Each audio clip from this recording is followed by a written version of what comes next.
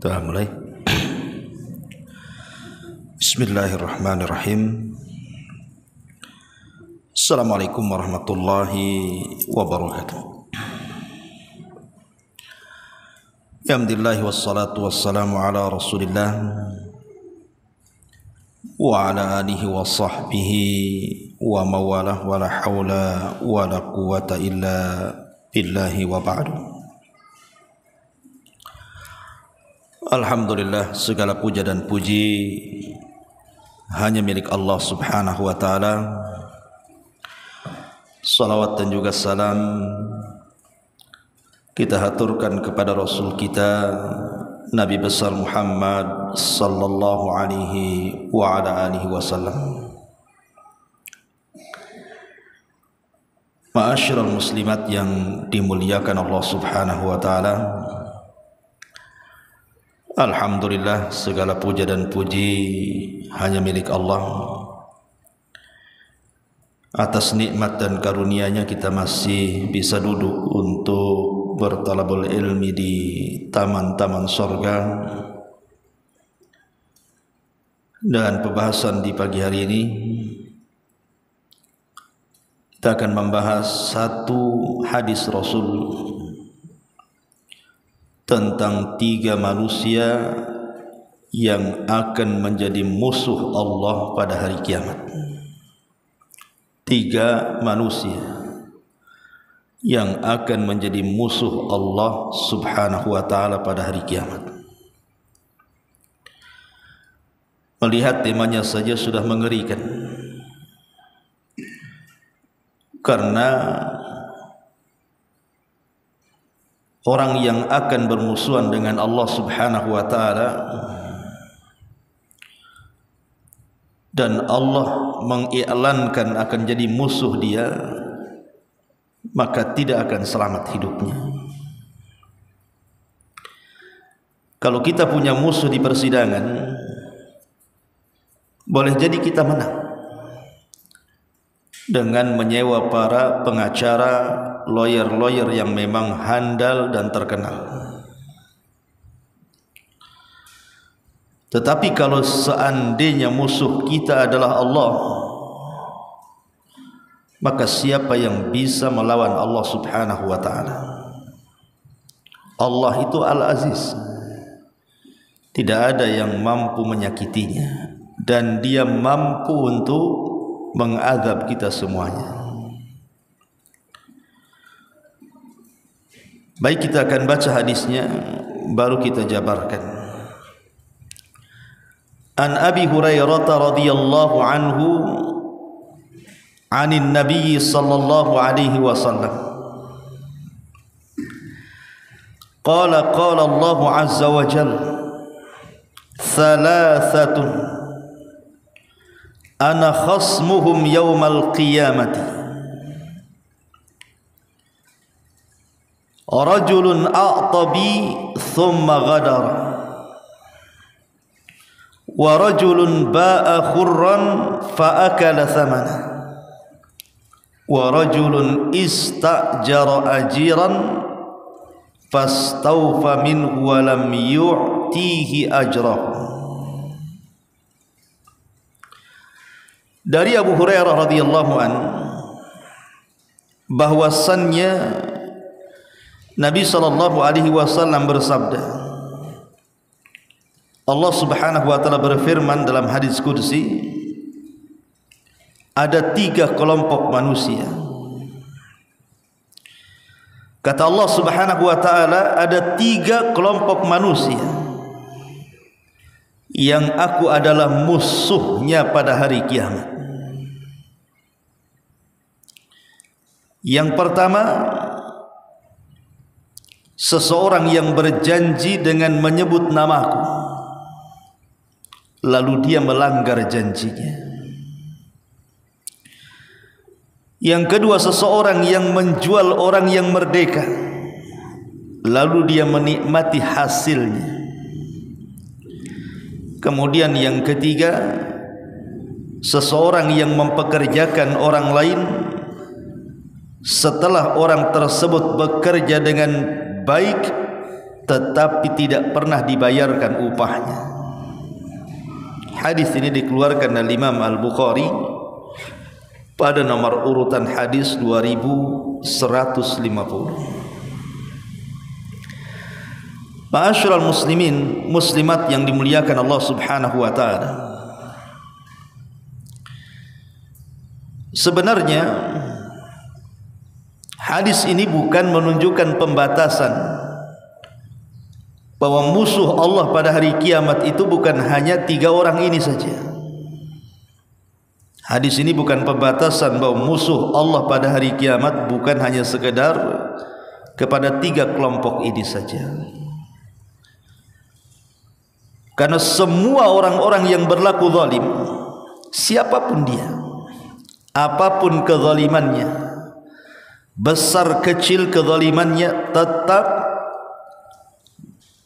dia menjadi musuh Allah pada hari kiamat. Tetapi 3 orang ini disebutkan dalam satu redaksi hadis. Maknanya 3 orang ini adalah orang yang paling menjadi musuh Allah pada hari kiamat. Dan ini harus menjadi catatan bagi kita. Karena pada hari kiamat itu, jangan lagi pada hari kiamat, di dunia saja kita sangat berhajat dengan Allah. Apalagi nanti pada hari kiamat, maka setiap manusia sangat berhajat dengan Allah Subhanahu wa taala untuk menentukan keselamatan mereka. Kalau seandainya kemudian dia menjadi musuh Allah pada hari kiamat, mungkinkah Allah menyelamatkan mereka? Mustahil. Makanya kemudian Allah Subhanahu wa taala dalam hadis qudsi ini menyebutkan 3 kelompok yang kelak akan menjadi musuh Allah pada hari kiamat. Yang pertama, Nabi SAW mengatakan, rajulun a'tabi thumma ghadara, seseorang yang berjanji dengan menyebut namaku lalu dia melanggar janjinya. Melanggar perjanjian adalah satu di antara sifat munafik. Sebagaimana hadis Abdullah ibn Amr ibn As radhiyallahu anhuma,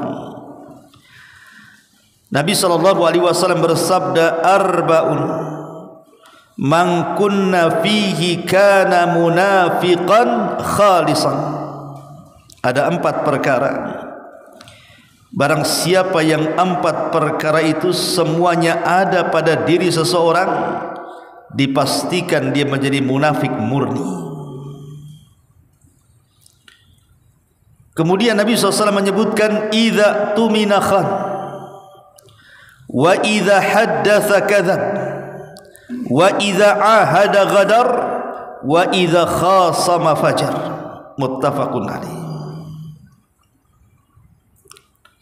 Kata Nabi SAW, jikalau dipercaya dia berkhianat, jikalau dia bicara dia berdusta, jikalau dia berjanji dia tidak pernah menepati janjinya, dan jikalau dia bertengkar maka dia akan melakukan kecurangan dalam pertengkarannya untuk memenangkan. Hadis ini disepakati Bukhari Muslim. Lihat, Nabi SAW menjadikan sifat pengkhianatan dan juga melanggar janji itu di antara sifat-sifat munafik.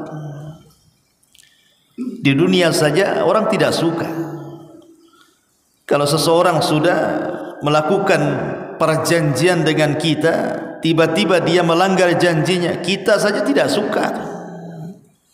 Ada orang sudah janji sama ibunya, tiba-tiba kemudian dia ingkari janjinya, tentu ibu tidak suka kan? Walillahi masalul a'la. Maka tentu permisalan dengan Allah jauh lebih mulia, lebih tinggi lagi. Kalau orang sudah bersumpah mengatasnamakan Allah, wallahi, billahi, tallahi, demi Allah, dia menyebut-nyebut sumpah, menyebut-nyebut Allah di situ untuk melakukan sebuah perjanjian. Tiba-tiba dia khianati, maka orang-orang yang mengkhianati perjanjian padahal dia sudah menyebut-nyebut nama Allah di situ, maka orang ini terancam akan menjadi musuh Allah pada hari kiamat.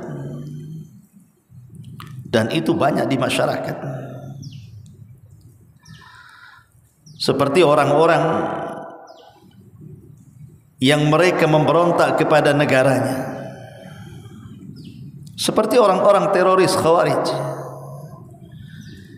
Mereka memberontak kepada negaranya, padahal kecintaan kepada negara itu bagian hal yang dianjurkan dalam Islam.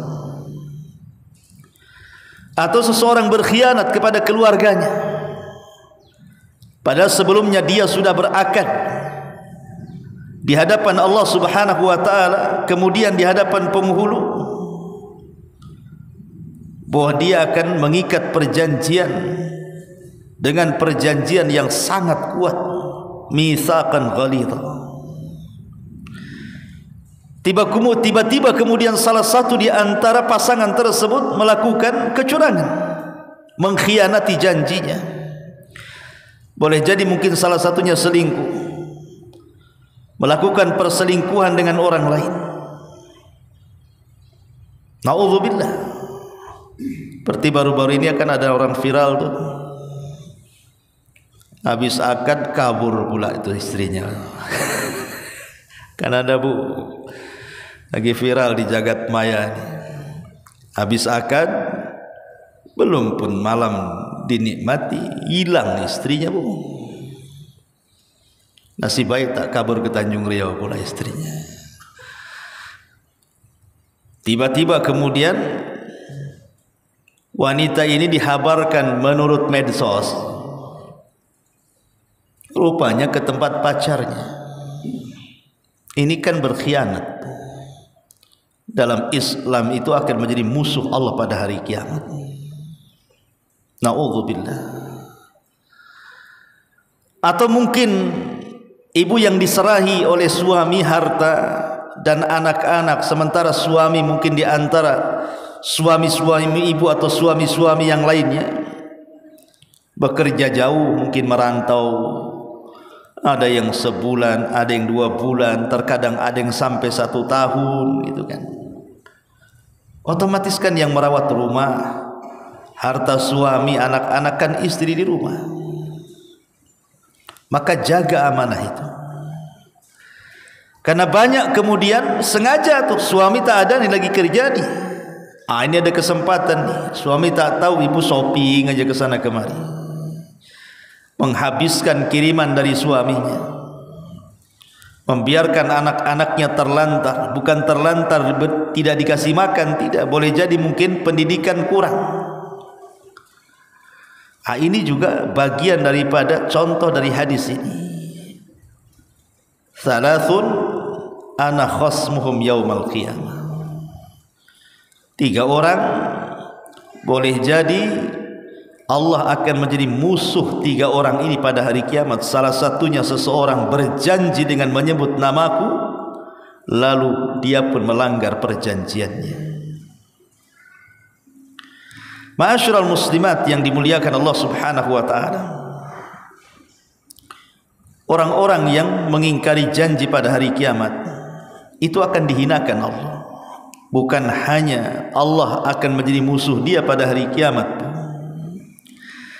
tetapi Allah Subhanahu wa taala akan memberikan tanda kepadanya. Kata Nabi sallallahu alaihi wasallam, "Idza jama'a Allahul awwalin wal akhirina yaumal qiyamah yurfa'u li kulli ghadirin liwa'un faqila hadhihi ghadaratu fulan ibni fulan." apabila Allah mengumpulkan orang-orang yang terdahulu dan orang-orang yang akhir kelak pada hari kiamat, maka akan dikibarkan bendera bagi setiap para pengkhianat. Lalu dikatakan, ini adalah bendera fulan ibnu fulan. Di dunia biasanya orang yang berkhianat itu sembunyi-sembunyi, Bu. Seorang suami selingkuh sembunyi, istri selingkuh sembunyi. Ibu menghabiskan uang suami, suami kerja berbulan-bulan, bertahun-tahun, kan sembunyi-sembunyi itu. Jangan sampai ketahuan suaminya, kalau tidak nggak dikirim lagi itu. Orang yang mengkhianati negaranya, orang yang mengkhianati keluarganya, itu kan sembunyi-sembunyi di dunia. Maka al-jaza min jinsil amal, balasan itu disesuaikan dengan amalannya. Ketika para pengkhianat itu menyembunyikan pengkhianatannya di bumi, di dunia, maka Allah akan tampakkan pada hari kiamat itu, dan Allah akan permalukan dia di hadapan manusia, dan Allah akan katakan, hadhihi ghadaratu fulan ibn fulan. Akan dipasangkan bendera, Bu, sehingga orang akan memandang dia. Satu padang mahsyar tahu dia pengkhianat. Di dunia saja orang yang berkhianat ketahuan itu kan malunya luar biasa, Bu. Bagaimana kalau Allah permalukan di hadapan manusia? Di mana akan diletakkan rasa malu itu? Ma'asyiral muslimat yang dimuliakan Allah Subhanahu wa taala. Karena orang yang mengingkari janji, mengkhianati perjanjian itu bagian daripada tidak menjaga amanah. Dan dalam hadis yang panjang sekali Rasul mengatakan, innahu la dina liman la amanata lahu wala salatan wala zakatan lahu. Kata Nabi SAW, tidak ada agama bagi yang tidak ada amanah baginya. Hilang agamanya, hilang imannya ketika orang sudah melepaskan amanahnya. Dan orang-orang yang tidak menjaga amanah pada akhir-akhir zaman ini memang luar biasa. Persis seperti yang disabdakan Nabi SAW, di antara tanda-tanda dekatnya kiamat adalah dicabutnya amanah, di mana orang-orang itu berani berjanji dengan menyebut nama Allah, tiba-tiba dia melanggar janjinya. Na'udzubillah thumma na'udzubillah. Ini yang pertama. Yang kedua, kata Nabi SAW, wa rajulun wa rajulun ba'a hurran fa'akala thamanahu. Seseorang yang menjual orang merdeka, lalu dia menikmati hasil penjualannya. Ma'asyiral muslimat yang dimuliakan Allah Azza wa Jalla, kita melihat sejarah sejenak. Di zaman jahiliyah, kita tahu bahwa yang namanya perbudakan itu adalah komoditi bisnis. Jadi bisnis yang paling menghasilkan dan menguntungkan di zaman jahiliyah itu adalah jual beli budak. Sampai ada pasarnya, namanya pasar ukat. Di situ budak diperjualbelikan tuh di situ. Kemudian Islam datang. Islam datang kemudian hendak menghapus perbudakan sedikit demi sedikit. Dengan cara apa? Nabi SAW mendorong para sahabatnya agar mereka memerdekakan budak-budak itu, dan pahalanya besar.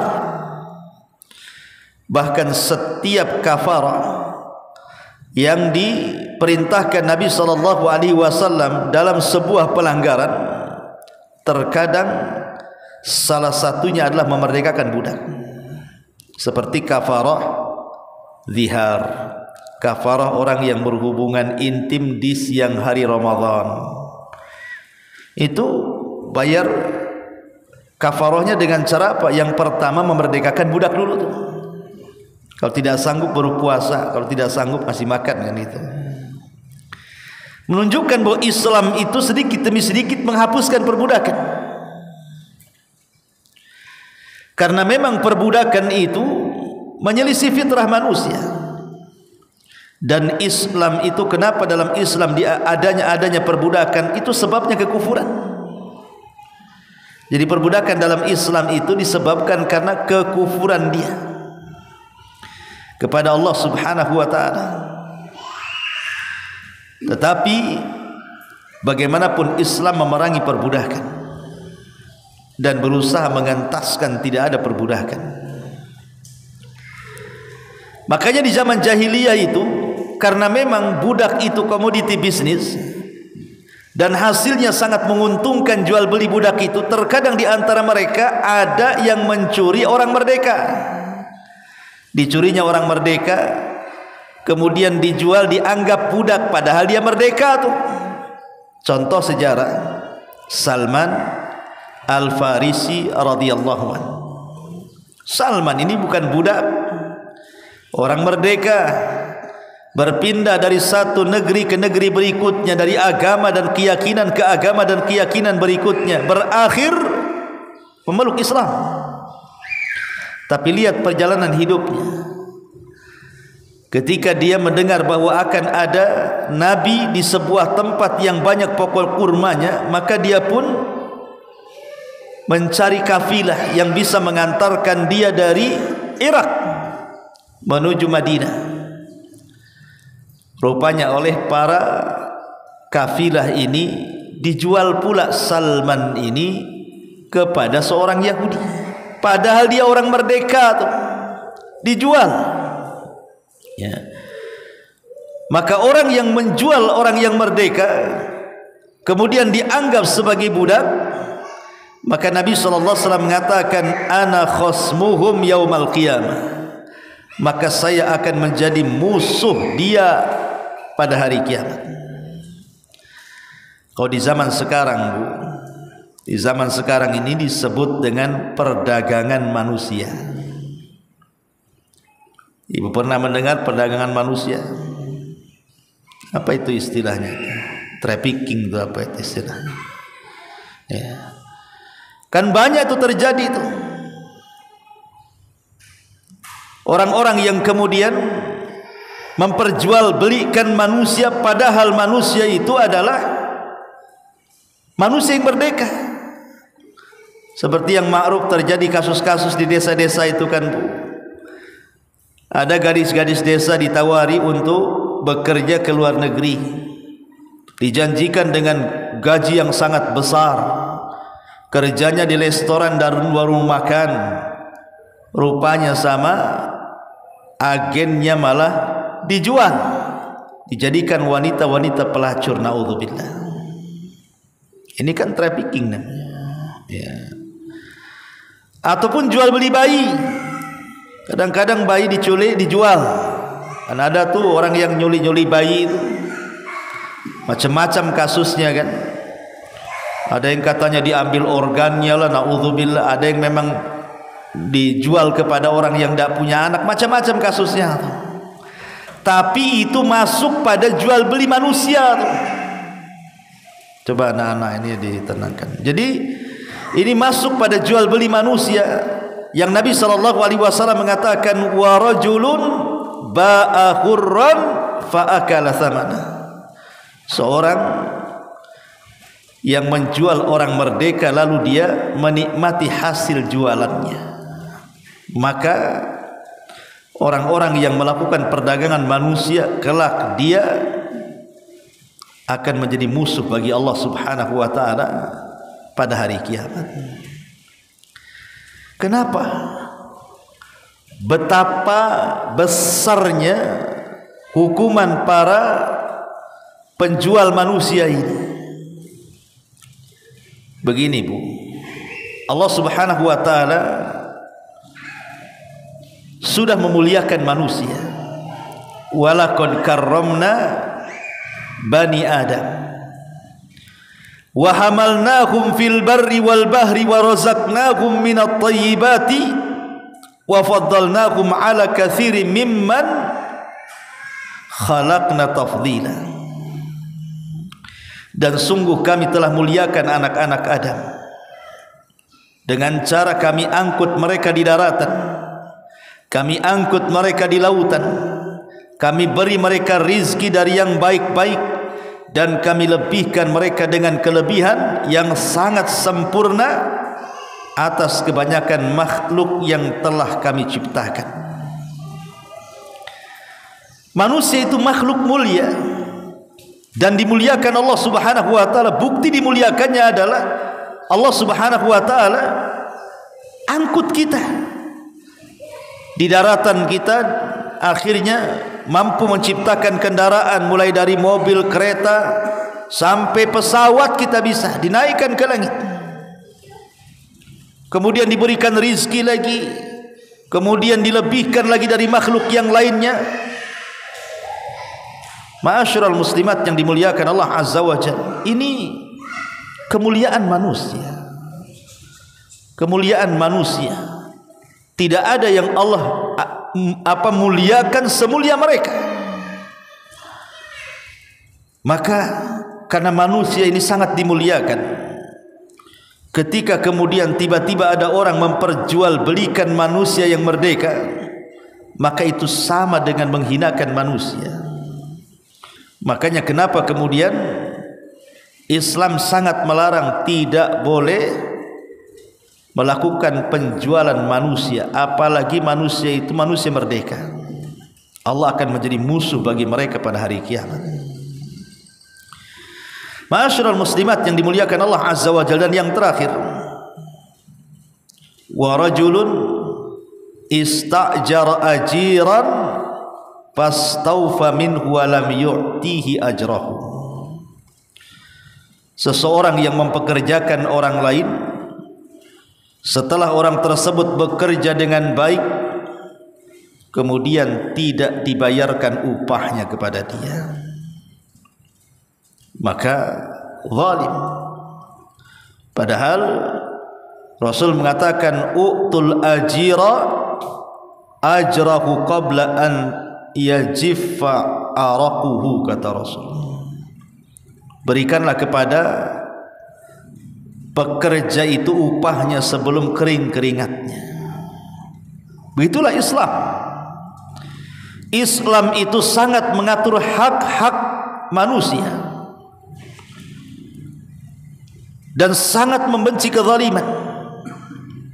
Karena betapa banyak para pekerja di perusahaan-perusahaan, di PT-PT, atau para pembantu di rumah-rumah, atau para pekerja di ladang-ladang, di bangunan-bangunan, atau mungkin dia seorang guru di madrasah-madrasah, seorang pekerja di yayasan-yayasan, dan begitu seterusnya.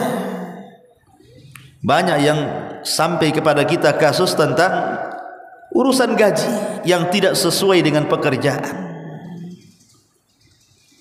dan itu banyak gitu ya. Bahkan kita tahu bahwa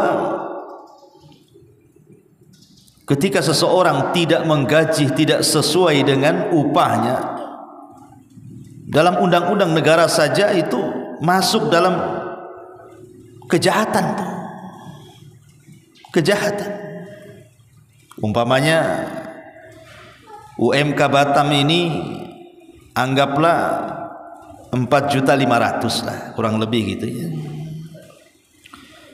Kemudian tiba-tiba sudah disepakati oleh para perusahaan itu, disepakati menggaji karyawan, gaji UMK-nya 4.500.000, contoh umpamanya. Tiba-tiba setelah menerima karyawan, dipekerjakan, pas gajian tiba-tiba gajinya di bawah UMK. Ada pemotongan di situ. Maka ini juga sama, karena al-muslim ala syurutihim. Seorang muslim itu kan tegak di atas syarat-syarat. Kalau sudah pemerintah membuat sebuah persyaratan kepada perusahaan, oke, gaji MK 4.500.000 dan mereka tanda tangan sepakat, kemudian menerima pekerjaan dan disesuaikan dengan jam dan gaji pekerjaannya. Kalau dia sampai kemudian pekerja ini sudah bekerja sesuai dengan perjanjian dari jam sekian ke jam sekian dan apa yang harus dikerjakan, tiba-tiba kemudian perusahaan melakukan pemotongan gaji, zalim Anda. Ini masuk pada kategori ana khasmuhum yaumal qiyamah. Kata Allah, aku akan menjadi musuh mereka pada hari kiamat. Atau kasus-kasus di lapangan yang sering saya dengar, kadang-kadang pemborong bangunan, dia ngerekrut karyawan banyak-banyak untuk menjadi anak buah di tukang bangunan. Di antara mereka ada yang curhat ke saya, Bu, ada yang 3 bulan tak digaji, 4 bulan tak digaji, setengah tahun pun ada yang tak digaji. Yang lebih parahnya pula, pemborongnya lari bawa gaji karyawannya. Maka Rasul mengatakan, Allah berfirman, ana khasmuhum yaumal qiyamah, saya akan jadi musuh mereka pada hari kiamat. Atau para pembantu ini sudah lelahlah, letihlah dia menyapu, mengepel, mencuci, memasak, mengurus anak, mengurus orang tua, tuannya dan begitu seterusnya. Kadang-kadang kemudian dia pun bekerja di luar jamnya, yang harusnya dari jam 8 sampai jam 5 ditambah lagi sampai malam.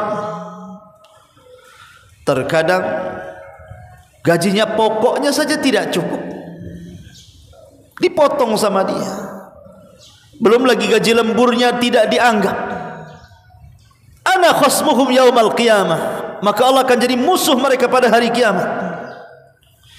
Ingat, al-muslim ala syurutihim. Seorang muslim itu harus mengikuti syarat-syarat yang ditentukan.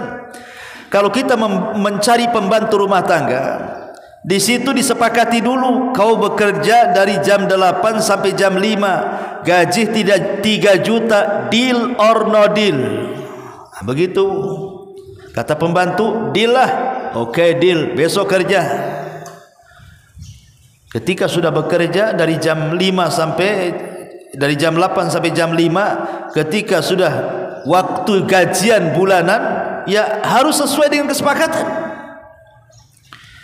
Ibu tidak boleh memaksa, umpamanya ini sudah jam 5, sudah selesai dia bekerja, kita minta tolong sama dia, tolonglah bantu ini bantu itu. Akhirnya lewatlah jam itu, yang harusnya jam 5 selesai, lewat pula sampai jam 7 malam. Ini harus dibayar nih, kelewatan nih. Kelewatan waktu kerja harus dibayar, Bu. Karena dia berkeringat di situ. Kalau tidak, zalim. Ana khasmuhum yaumal qiyamah, saya akan menjadi musuh kalian pada hari kiamat, kata Allah Subhanahu wa ta'ala. Jadi begitulah Islam mengatur hak-hak. Atau guru-guru di sebuah yayasan, di sebuah lembaga, kadang-kadang dizalimi yayasannya, terkadang tidak digaji itu, kadang-kadang di luar persyaratan, kecuali kalau dari awal menerima tenaga pengajar itu memang sudah disepakati, kamu yang diajarkan ini dari jam sekian ke sekian, gajinya sekian, mau tidak, kan gitu. Oh mau, lakukan. Gaji sesuai dengan perjanjian, gaji sesuai dengan pekerjaan. Kalau dia sampai kemudian mengurangi, ataupun dia menggaji tidak sesuai dengan pekerjaannya, maka Allah mengatakan, ana khasmuhum yaumal qiyamah, saya akan jadi musuh mereka pada hari kiamat. Imam Bukhari dan juga Muslim meriwayatkan hadis dari Abdullah ibn Umar radhiyallahu anhu. Nabi SAW dulu, Bu, menceritakan tentang 3 kelompok dari orang-orang sebelum kita. Ketika mereka safar, mereka lelah letih, tiba-tiba kemudian mereka istirahat di sebuah gua. Tiba-tiba batu meluncur dari pintu gua, akhirnya jatuh menutupi pintu gua. Terperangkaplah 3 orang itu dalam gua. Didorong-dorong batu ini tak mau juga karena besar, tidak sanggup tenaga manusia. Dan di zaman itu kan belum ada belko. Sekarang bisa lah telepon belko 07 datangkan kan itu, atau bulldozer. Zaman dulu mana ada belko dari zaman sekarang. Gimana cara nyungkilnya tuh batu yang gede yang ngalangi pintu gua tuh. Ya terpaksa 3 orang ini hanya pasrah saja. Akhirnya salah seorang di antara mereka menyarankan untuk tawassul. Hanya itu yang bisa mereka lakukan, berdoa dengan tawassul. Yang ingin saya kisahkan adalah satu di antara 3 orang itu. Dia bertawassul dengan cara apa? Dia mengatakan, Allahumma inni ista'jartu ujara fa'ataituhum ajrahum ghaira rajulin wahidin taraka alladhi lahu wa dhahaba. Ya Allah, dulu aku pernah menyuruh beberapa pekerja untuk bekerja kepadaku, dan aku penuhi hak-hak mereka, ku gaji mereka, kecuali satu orang. Satu orang ini pula saat hendak digaji pergi dia, maka ku simpan tu gajinya. Kemudian setelah ku simpan, aku kembangkan gajinya dengan cara aku belikan beberapa ternak dari unta, sapi dan juga kambing. Dengan berjalannya waktu, unta itu berkembang, sapi berkembang, kambing berkembang sampai penuh satu lembah dari gaji satu orang itu. Akhirnya kemudian tiba-tiba orang yang dulu itu, yang belum digaji itu datang pula. Mungkin dia ada hajat, ingat dia ada uang di orang gitu kan, mungkin dia lagi susah gitu. Datang dia minta, mana upah saya dulu katanya. Maka orang ini mengatakan, faqultu lahu kullu ma tara min ajrika. Lihat pandanganmu ke lembah itu. Di situ ada unta, di situ ada sapi, di situ ada kambing. Semua binatang yang kau lihat di lembah itu upahmu katanya. Tiba-tiba dia mengatakan, ya Abdullah, la tastahzi'u bi. Hamba Allah, jangan kau hina aku ya. Gajiku tidak seberapa. Itu harga unta, harga sapi, harga kambing yang banyak di lembah itu bukan gajiku. Gajiku itu kecil, itu aja yang mau saya ambil. Tapi kemudian dia mengatakan, tuannya ini, fakultu inilah astahzi'u bik.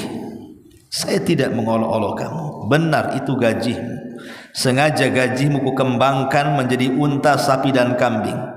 Kau lama tak datang, akhirnya dia pun berkembang di lembah itu. Ambil itu semua gajimu. Akhirnya kemudian orang ini pun mengambil kambing, unta dan sapi dari lembah itu sebagai upah dia dulu waktu bekerja sama tuannya. Maka kemudian orang ini mengatakan, Allahumma fa in kuntu fa'altu dzalika ibtigha'a wajhik. Ya Allah, kalau yang aku lakukan itu bagian daripada pahala mengharap wajahmu, fafruj 'anna ma nahnu fih. Tolong bukakan, geserkan pintu gua itu. Tolong ibalah kepada kami, tolong kami. Fan farajatis sakhra, maka tiba-tiba batu gua itu, batu yang menutup gua itu menggelinding, kemudian membuka pintu gua. Fa kharaju yamshun, akhirnya mereka pun bisa keluar dari gua dan melanjutkan perjalanannya. Lihat bagaimana di sini Nabi ingin menggambarkan, beginilah orang-orang, balasan orang-orang yang mereka paham bahwa mereka harus menggaji karyawannya sesuai dengan pekerjaannya. Di dunia ditolong. Orang-orang yang kemudian menolong orang lain dengan mengeluarkan gajinya sesuai dengan waktu dan pekerjaannya, Allah tolong. Tapi kalau berkhianat dan melakukan kezaliman, mengurang-urang gaji dari pekerjaannya, maka di sini masuk pada hadis Nabi sallallahu alaihi wasallam, "Thalathun ana khasmuhum yaumal qiyamah." 3 orang saya akan jadi musuh mereka pada hari kiamat. Salah satunya seorang yang mempekerjakan orang lain, setelah orang tersebut bekerja dengan baik upahnya tidak dibayarkan. Wallahu a'lam bishawab. Ini keterangan singkat dari hadis yang sangat menakutkan. 3 orang yang akan menjadi musuh Allah pada hari kiamat. Baik, sampai di sini. Ada yang bertanya silakan.